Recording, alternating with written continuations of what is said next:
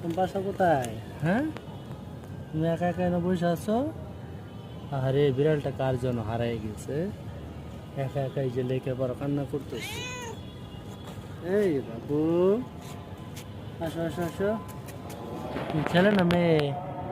মেয়ে বিড়াল, কার জন্য? এই যে পশু টমি, রিও, ওর নাম কি?